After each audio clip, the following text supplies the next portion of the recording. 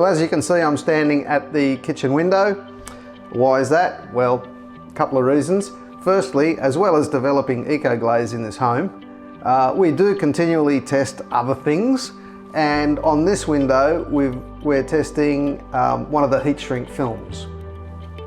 So you can probably see that it's got a bit of misting around the centre. That's on the inside of the external glass. How does it perform? I think from a thermal performance point of view, pretty good, because it's trapping about 20 millimetres of air. Aesthetically, well, it doesn't look all that great, I have to say. It's pretty hard to trim nicely and keep looking nice over time, and it's pretty hard to clean. You have to be ever so gentle trying to clean it. But as I say, thermally, I think pretty good, and cost-wise, quite good. So particularly if you're renting, it's not a bad thing to do.